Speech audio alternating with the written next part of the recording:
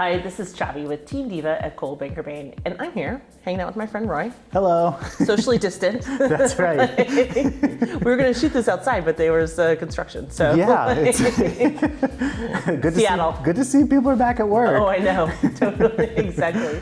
So we are here today to specifically talk about the fact that we are reevaluating what we value in our homes. And I think this last 8 weeks for those of us in Washington State has been really interesting, just like how our own personal lives have changed, but also what we're noticing with the calls I'm getting, for instance, through Team Diva, the clients that you're experiencing. Yeah, like, most of my clients that are like, I need to move right now, are the clients that are living in a space where before it was perfectly acceptable because they were out at work all day or they were out on the town at night, and now they're home 24/7. Exactly. So it's reevaluating like what's important in my physical home space, you know, and what features do I need that I don't have. Absolutely. And we're getting a lot of calls, so people are like, I am bursting from the seams. I can't take it anymore with these kids. Everyone needs their own room. So it's interesting. So, I mean, a couple of things that beyond reevaluating space, I mean, I've been noticing that people it's really important, like home offices and a space just to call your own that is separate from your workspace. So from your living space, like having those, like that delineation is really important. Yeah, I mean, if you're working from home, you know, it's really tough when you're used to having a commute. Yeah. You know, and having that distance, and now it's like my commute is across the house. Exactly. So like having a clear delineation of like workspace change. and living space is very important. Exactly. I think also kitchens. I've never, I mean, it's really nice because we are in this loft and it has this really big, this island dining room table, and I think, like, for me, every time I see it, I'm just always like, oh, I could do this and this and this. I can finally make my ricotta that I've been making from home and so on. And then the last thing too is like outdoor space.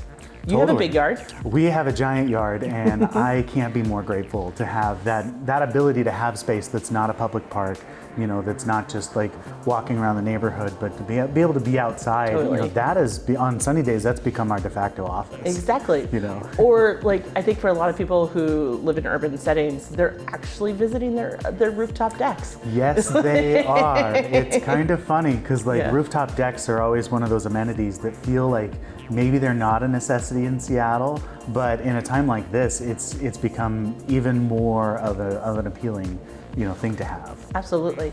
So let's just dig into this. So I hear that Katie's been baking a lot of bagels. Katie has been making bagels, yes, and pizza dough, and we've been making sourdough at our house. We're practically a bread factory at this point.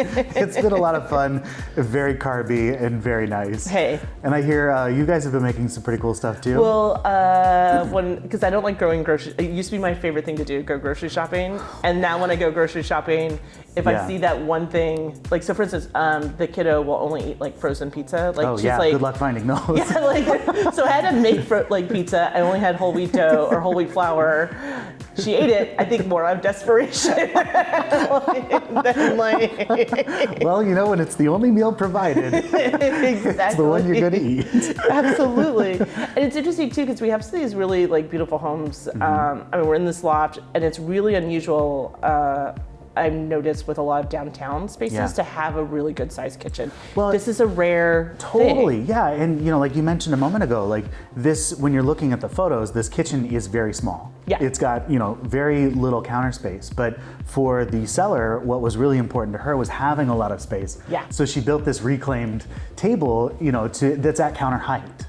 So that it makes it perfect for transitioning to cooking, you know, and making a very large kitchen space and dining space without having like physical delineation, which is really nice. I think hands down, it's like one of my favorite things in this space. I mean, definitely. So and it's also interesting too, because I've just been noticing people have been like cleaning out pantries and like just reconfiguring stuff because you're just buying more things in bulk. You're buying 2 weeks at a time. Yeah. You know, or at the very least a week at a time with some extras, you know, in case you can't find it the next week, like you were saying, because every grocery trip is now 2 stores instead of 1. So exactly. Yeah.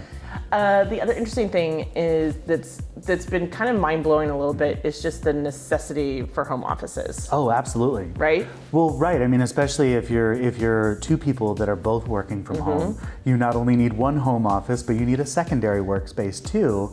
I know that in our house, we completely reconfigured one bedroom to be a double home office. Yes. So that one of us can be shooting video or doing a video call while the other one is working on paperwork. It's So very interesting. much a necessity where it wasn't before. And it's also changed just how we market homes. Oh, totally. Right? Like before, before we would never assume that a space like this would need a home office, right? Right. Like you probably live close to your office. Exactly. If you're living downtown, you're within walkability to your office, but now in this moment, you can't go there. No. You know, and for some companies, you are not going there in a very long time. Yeah. So, you know, having that space at home and being able to physically see where that space would go is much more important in the marketing side Absolutely. of listing houses now. Yeah, it's interesting. One of our stagers for this tutor that is being listed in Greenwood, she was like, "This is a laundry room. I know it's being used as a home office, but we need to stage it as both." And versus like I think previously the tactic we would have taken is like restage this back to a laundry room, right? Right. Because laundry is important. It's still important, but like having, like we've been saying, having that space where you can actually get some work done, is even more important now. Totally, and then also having an inspirational space to work in. I mean, what I really like about this new, like how we've reconfigured this particular space is that the desk looks out onto the bamboo, which looks like out onto the signage that says Pike Place Market. So it gives you this like really beautiful, rich feel about the area you're in. You know, when we were looking for office space for our 5 years office. ago, Yeah, exactly. I would have given anything to have this type of setup. Exactly. You know, like just with the exposed brick and like you said, the view, and then having the bookcase and everything is just Absolutely. like, it feels like a command center. Exactly. You're so true. So true. I love that. So yeah, like in our house, like for instance, we cleaned out the room that used to be dedicated to the cat. Yeah. Like is now my home office, and Kim has two offices. Like one is like, was it a reconverted TV room, and then she also has the entire basement. That's too good. I know. So I mean, it's just like how we're doing it. And then I also created a space for the kiddo and her school, like next to the dining room table. Well, and that's a big part of it too, is like having a space where if you have kids where they can work. Yeah. You know, because they still have homework, they still need to be learning. So it's just fascinating. I mean, it's so interesting. The other thing is, I know you have a big yard, right? Yeah. and it's interesting. We were talking a little bit about how Remington, he has a rooftop deck, and it's notorious. Anytime we go list a home with someone who has a rooftop deck, it's like, well, I can see that this has been ignored. Well, and that's what's funny, right? It's like we go to get a listing ready, and you look up, and every third deck has things on it. Yeah. None of it's being maintained, you know, because usually our rooftop decks are used, you know, maybe 2 months out of the year. But now, if we're home all the time, and now if we're working from home, that becomes an additional space to do yoga. You know, to just hang out and chill after a long day. Just have your own like mental view of like what's going on. I mean that, and also I think there's a reappreciation, I think, of like urban garden places. Oh, totally. Yeah.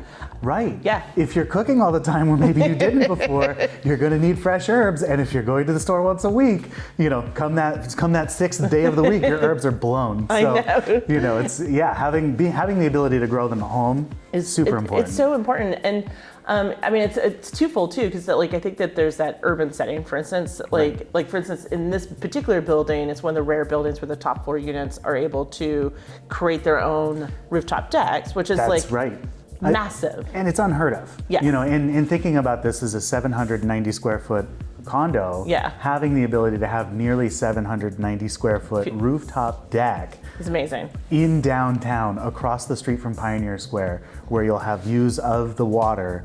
Like oh man. I know, exactly. I can't even imagine putting a value on that alone. No, absolutely. And then the other thing, I mean, it's interesting, Kim has a listing on Mary Avenue, and it has a persimmon tree, it has a pear tree, it's a corner sunny lot. Oh, that's amazing. Also Mary Avenue, by the way, is my favorite street in all of Seattle. Yeah. Or up there, next to Hunter Boulevard.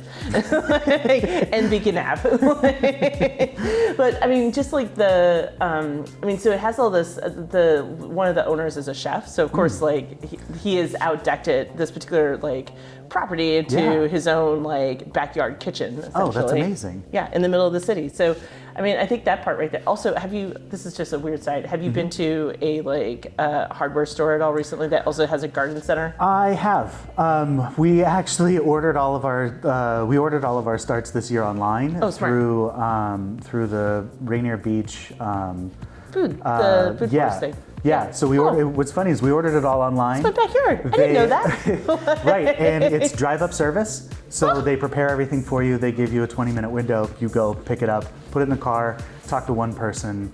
It's all very, very but that's how we're filling our planter beds. And it supports a local organization. They would do a ton of work with communities of color to create better access to food down there. Exactly. I love Rainier Beach. Well, and being in downtown like this, it can be hard to find a grocery store. The market being right across the street, a lot of those vendors are now doing CSA boxes and order pickup, which is really beneficial too, so that you can still get those fresh groceries as close as possible. Exactly. Well, it's so interesting we're talking about each other's neighborhoods. I ordered a CSA from your neighborhood. Oh, did you really? Called Freshies. Oh, wow. That's based in White Center. Oh, that's amazing. Their deliveries today. Oh, nice. But it is that's one of the things that's changed. I mean, and that's also what I like about the Pike Place Market. I mean, when I was just kind of roaming through here to get to the loft today, I was like, oh, it would be so nice to be able to just have fresh flowers like that, be able to pick up something, just call someone and have it be able to go pick it up. Right. Is I think key to kind of keeping yourself kind of mentally sane through this experience. Oh, definitely. Yeah, exactly. It is. I mean, I definitely feel like a lot of these things are going to become permanent changes.